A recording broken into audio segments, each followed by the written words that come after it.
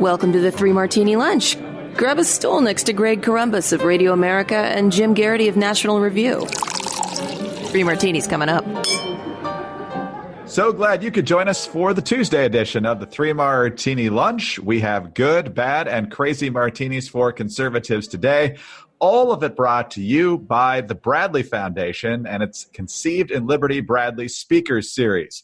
For more information and to watch these 15-minute interviews, go to bradleyfdn.org/liberty. We'll tell you all about the latest video in that collection just a little bit later in the podcast. Jim, before we even get to our good martini, we have to deal with this. This is one of those generational moments where I think we're slapping our heads against the desk, but this is the New York Post. Periods may be coming to a full stop. Sorry, ladies, we're talking about the punctuation mark. While older texters may consider the period an innocent symbol that a sentence has ended, digital natives consider it a triggering form of aggression. The punctuation problem ignited over social media recently, with Gen Z and millennials agreeing that ending a sentence with a period is overly hostile and, worse yet, extremely uncool.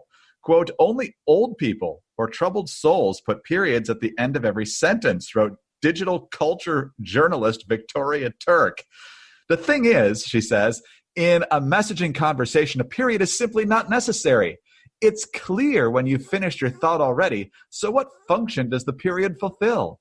As a result, using a period in messaging now looks rather emphatic and can come across as if you're quite cross or annoyed. Jim, I feel like we have another punctuation mark that involves emphasis. It's called an exclamation point. So I know we're just old fuddy-duddies who are telling young people to get off our lawn here, but what do you make of the fact, as a writer, that the period somehow is unnecessary?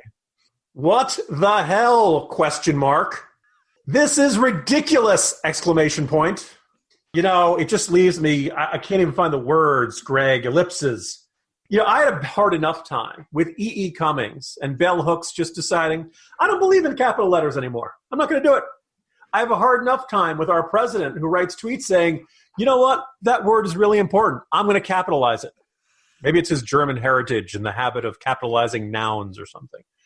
But, you know, I realized that when you become a writer, the rules of language probably matter more to you. Maybe you didn't have the experience I did, starting at Congressional Quarterly and then on to wire services and dealing with editors, where if you used the wrong punctuation, they would hit you with an electric cattle prod. Maybe that's what makes me touchy about this sort of thing. But no, this is not, you don't just get to make up the rules of grammar everywhere you go. Then you have anarchy. You want to know why you see rioting in Wisconsin right now? Because of bad punctuation. That's why. People are saying, Jim, how can you say that? No, you know what you're saying? How can you say that? Because you have a question mark at the end of your sentence. You know what happens when you don't have any punctuation at the end of it, Greg? What? You end up with upspeak. My name is Sarah. I'm 21. I don't know. Are you? Why are you asking me? You're the one who's supposed to be introducing yourself. No, this is it. Get out the floggers, get out the medieval torture devices, and use them until young people understand the importance of punctuation. Did we learn nothing from the grammar books who pointed out that punctuation saved lives? It's the difference between let's eat grandma and let's eat grandma. I feel like this is one of the hills you're ready to die on as our culture is under perpetual assault. Yes, period. Full stop. My theory is, and I don't know if this is accurate, but my theory is that young people just text back and forth with like 2 or 3 words so they feel like punctuation mark is superfluous, like going to the store or sup and things like that. And so they don't actually get on to second thoughts in their text. But we just saw, I'm sure you saw this on social media, this is not about periods, it's about commas, where I can't remember which media outlet it was, about the guy that killed Osama bin Laden was banned from Delta for not wearing a mask. But in the headline on Twitter, it said, Delta bans former Navy SEAL who killed Osama bin Laden for not wearing a mask, which makes it look like Osama bin Laden was not killed because he killed thousands of Americans, but because he refused to wear a mask. Yeah, I mean, bin Laden not wearing a mask, that's not even in the top 100 worst things he's ever done. I suppose you say these 2-word text messages. I suppose I should just be glad that there are words and it hasn't been completely replaced with emojis. And perhaps I'm a little hypocritical in this, and that half my Twitter feed is me finding just the right GIF to describe the point. I think one of the reasons that we need words is for clarity, for effectiveness in communication. Ladies, it turns out all those guys weren't saying, hey, do you want to shop for some eggplants? Ladies, if you send me a text of a peach, I assume you want me to go to the grocery store. That's the message I'm taking from this. Apparently has other messages. I'll let you go look that up. All right. I think it's time to move on to our good martini. That's your bonus martini, listeners. Well, we might be getting back to those emojis in the second martini in some ways. But, Jim, let's talk about our good martini. We weren't exactly the most enthusiastic in anticipating the opening night of the Republican National Convention. But I think both of us came away quite impressed with the lineup and the messaging, with some exceptions. I'm not sure why Kimberly Guilfoyle was shouting the entire time to an empty hall. But I thought the most powerful speeches of the night, obviously Tim Scott, absolutely fantastic as the closer for the evening, which in and of itself was a good idea. Two quick clips from that. First of all, talking about how he turned his back on academics, thought football was his path to success, and then he flunked a bunch of classes. And so he finally took academics seriously. And then he got a mentor, which not only changed his life, but is changing policy in communities of color right now. The next year, I met my mentor, John Moniz, a Chick-fil-A operator. John saw something in me that I could not see in myself and started teaching me valuable life lessons. Like having a job would be a good thing, but creating jobs would be even better. That having an income could change my lifestyle, but creating a profit could change my community. He planted the seeds of what would become opportunity zones. This initiative that the president and I worked together on is now bringing more than $75 billion of private sector investment into distressed communities. And then, of course, his personal story is fantastic. How a single mom, he and his brother and his mom went in a two-bedroom house with the grandparents and so forth. And here's what he had to say about how much has changed, how much America has improved between his grandfather's younger years and his own standing today. My grandfather's 99th birthday would have been tomorrow. Growing up, he had to cross the street if a white person was coming. He suffered the indignity of being forced out of school as a third grader to pick cotton, and he never learned to read or write. Yet, he lived long enough to see his grandson become the first African American to be elected to both the United States House and the United States Senate in the history of this country. Our family went from cotton to Congress in one lifetime. And that's why I believe the next American century can be better than the last. And so, Jim, one more clip here that I certainly found powerful. Maximo Alvarez, the Cuban-American immigrant, saying all these wonderful ideas about how the government's going to take care of you. I've heard about all these before. I heard them from Castro 60 years ago. Don't believe it. I know how this ends. I'm speaking to you today because I have seen people like this before. I've seen movements like this before. I've seen ideas like this before. And I am here to tell you, we cannot let them take over our country. I heard the promises of Fidel Castro. And I can never forget all those who grew up around me, who looked like me, who suffered and starved and died because they believed those empty promises. So overall, Jim, I thought for the most part, a very optimistic night. There were other good speeches as well. Andrew Pollack talking about his daughter who was killed at Marjorie Stoneman Douglas High School, the woman talking about right to try. All in all, I thought a very uplifting night and a good night for Republicans. Yeah, like you, I was pleasantly surprised. I think one of the things that had me skeptical going into it, we know the president has been very interested in this. I was not thrilled to see that early graphic on Fox News that listed 12 featured speakers and 6 of them had the last name Trump. President, obviously. By the way, apparently when we said that the president will be appearing all 4 nights, and you're like, oh God, we're going to get 4 speeches. No, it was the roundtables, and one of him with the hostages who had come home. And that was a pretty darn good segment. That was about as empathetic as the president gets. He talked about people recovering COVID patients, the pandemic and the response to it. is not going to be a sterling, shining success in the minds of most American voters. So if you want to mitigate that, if you want to nullify that, you put the president out there trying to look empathetic. That was the centerpiece of the Democrats' attack last week. It was a pretty good segment. I also think that the probably the less people have heard of you, maybe in some ways the better and more effective you are as a advocate for President Trump. I mean, look, Tim Scott's speech hit it out of the park. Nikki Haley, very solid, kind of what we've come to expect from her. People probably never heard of Amy Johnson Ford. They may have heard, by the way, of Herschel Walker. Oh, Greg, who would have figured Herschel Walker would be such a fantastic speaker? He was great. A kind of a funny story of him and Donald Trump going on the It's a Small World ride at Disneyland. You know, a humanizing story of President Trump, which you don't always get. Democratic State Representative Vernon Jones, really kind of taking the notion of African Americans are obligated to vote for Democrats head on. Andrew Pollack, the father of the Parkland school shooting victim, his daughter Meadow, grabbed your attention with the words scumbag gunman and did not let go. And I think if you want to convince people to vote for Trump, don't leave it in the hands of the politicians. Let ordinary Americans tell their stories, because all of their stories were about something. They were about the notion that gun control is this magic solution to shootings. They were about the dangers of what happens when socialists get control in an authoritarian system. Natalie Harpin, the literally life and death consequences of right to try. Look, these are real issues, people. This worked. I think this was, in particular, also the segments in between the speakers. But I should point out that the auditorium in Washington was actually a really good venue. Remember, this is a convention that's been rescheduled twice. It was originally supposed to be in Charlotte, then they moved it to Jacksonville, and it became clear they weren't going to be able to do the traditional event. It looked right. The segments in between the videos were very almost Reagan-esque.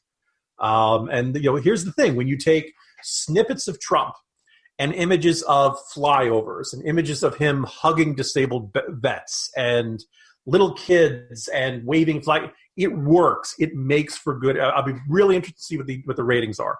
If ratings for this one are high, maybe we've got, if not a completely new race, then it kind of demonstrates, but it could be something of a reset button for the Trump campaign. I was very impressed with it last night. I did not go into this expecting this. Not perfect, as you said.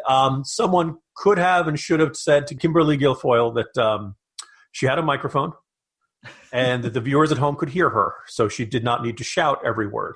But I even thought Donald Trump Jr.'s speech was pretty solid. I think in a very strange way, not having an audience there, that means they don't try to play to the crowd. They don't try to, but a couple of points, Kimberly Guilfoyle paused after applause lines. And it's like, there's nobody there. It's not going to, I know maybe you're expecting people at home to jump up out of their sofas and cheer, but that's not, it's a different purpose. Think of the Oval Office addresses of the Reagan era. And for a lot of these speakers, it actually makes them better. It means they're not, playing up to it. They don't overdo it. They just kind of go out, they look in the camera, and they make their argument. And the right hands, that can be a very effective approach. And so I think, we'll see how the rest of the nights go, but this was a very strong start for the Republicans. Maybe a better one that they had any right to expect or deserve. But it worked pretty well, and I'm not dreading the next 3 nights the way I thought I would be.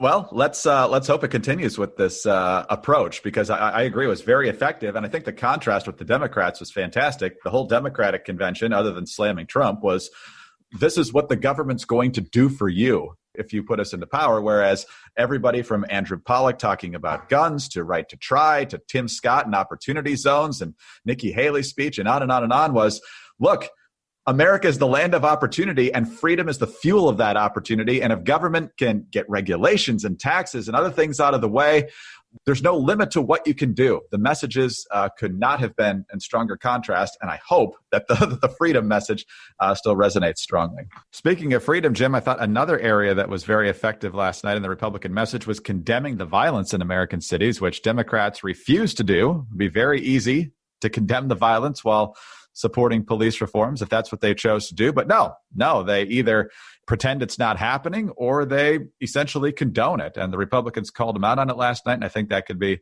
a very effective issue. But that's just one of the issues that are difficult to make sense of right about now. And so trying to make sense of current events these days can be difficult.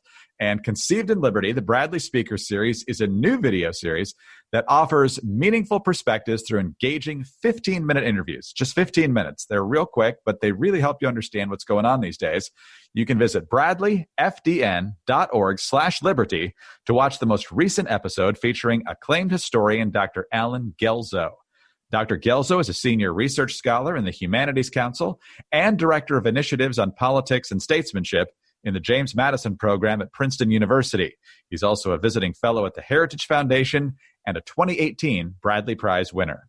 In this episode, Gelzo eloquently argues that while the COVID-19 pandemic is indeed extraordinary, we can still apply valuable lessons from history in our efforts to effectively deal with it.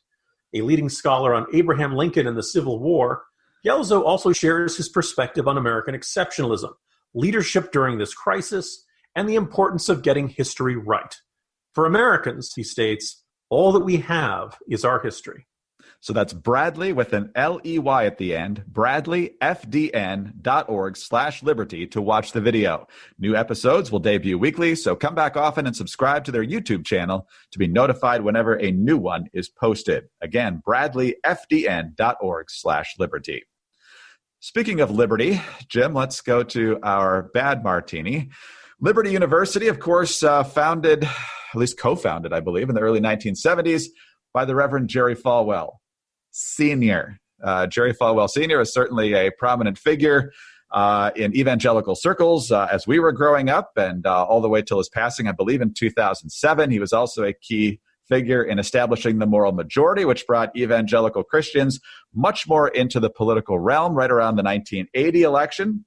Since that time, some folks have debated fiercely about how much evangelicals ought to be intertwined with politics. Are they known more for pointing people to Christ, or are they known more for pointing people to the Republican Party? And as the Trump era has come on, some evangelical figures have certainly stepped to the forefront, and others have wondered how they can do that without condemning some of Trump's moral behavior over the years. One of those figures is Jerry Falwell Jr., the at least one-time president of Liberty. I'm not even sure what his status is right now. That's gone back and forth so many times in the last 24 hours. But he was one of the first people to kind of explain away the Access Hollywood tape in October of 2016. He's been in Trump's corner since very early on in that campaign, even in the Republican primary of that year.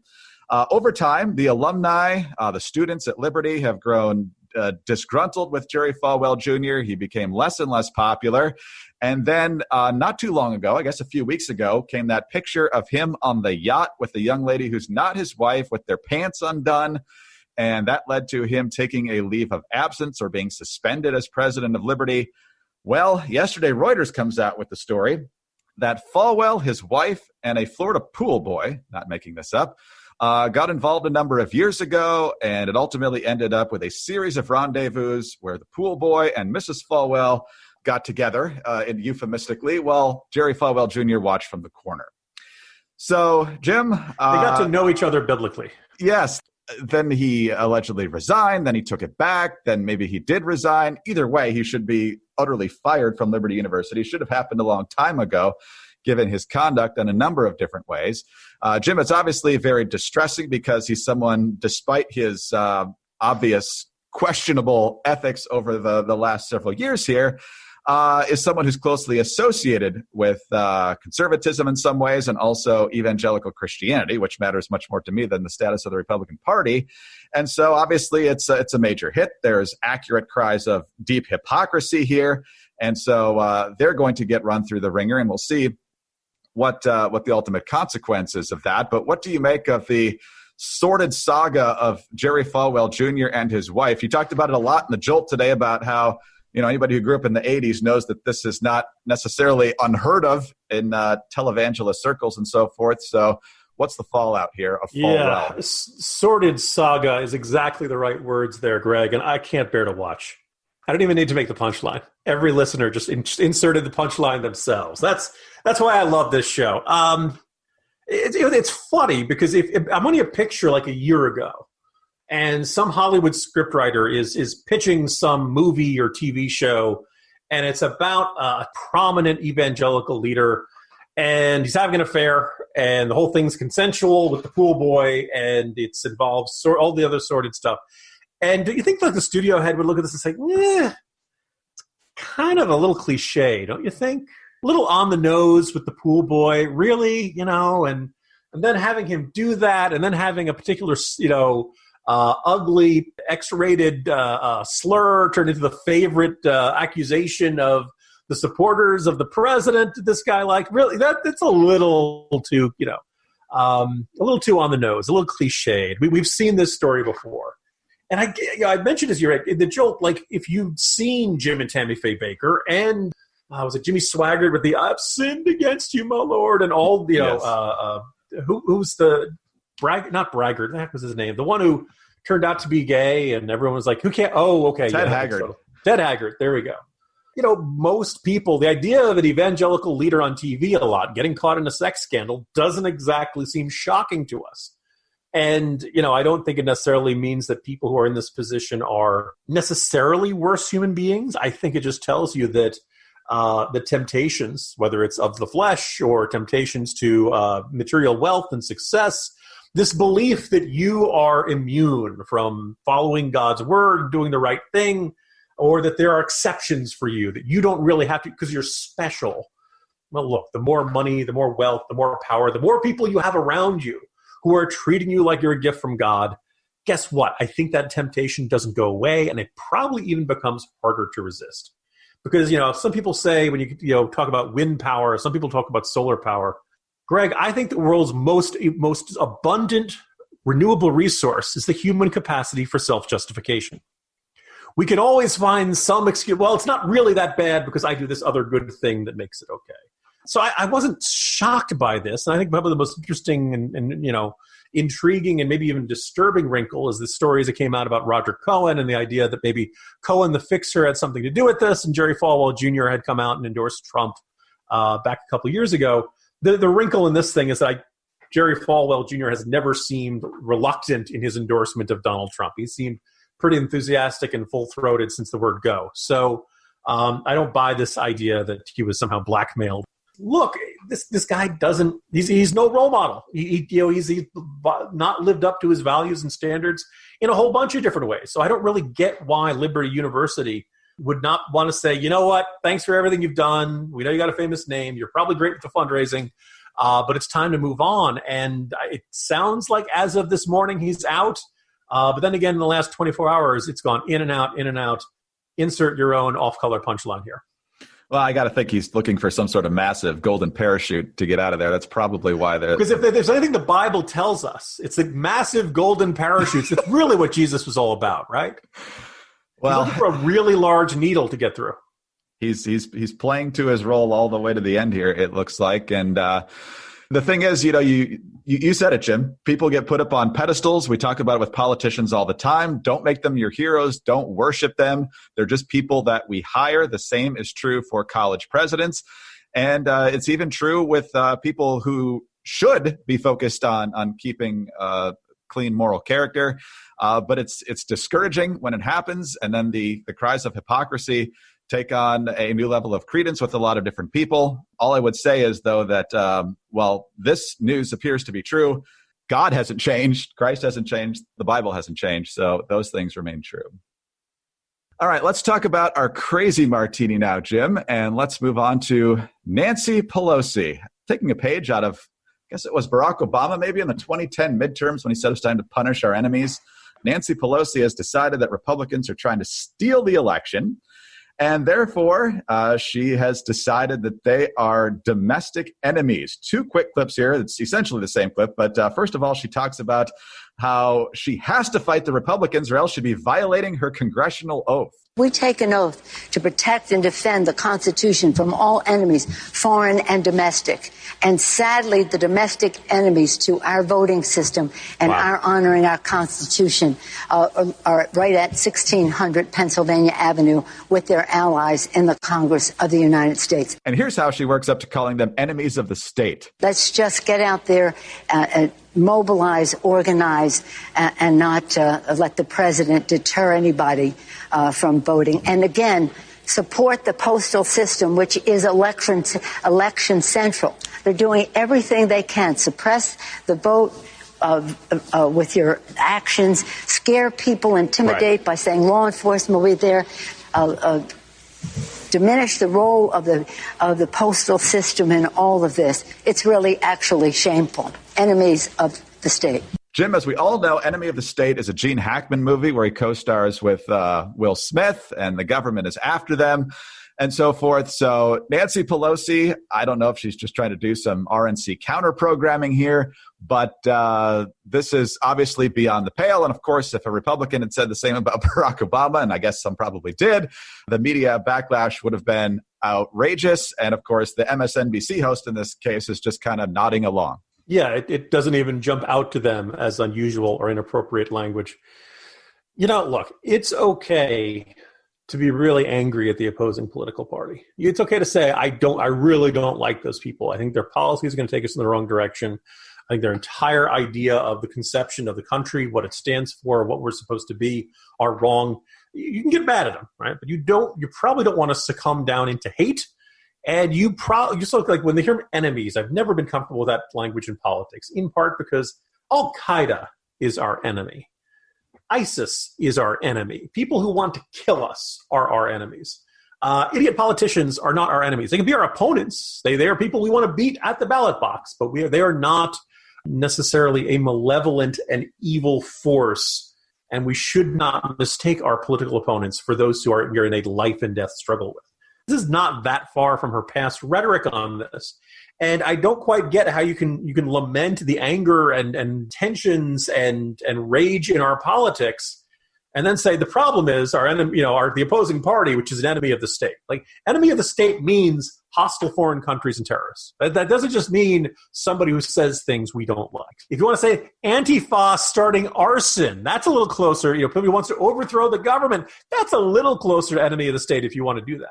Bunch of politicians who stand up and say things you don't like or interpret the laws differently. No, it's not the, you can't just, use these terms interchangeably. Or if you do, you cannot be surprised when somebody says, I'm going to go shoot up a softball field full of Republican lawmakers.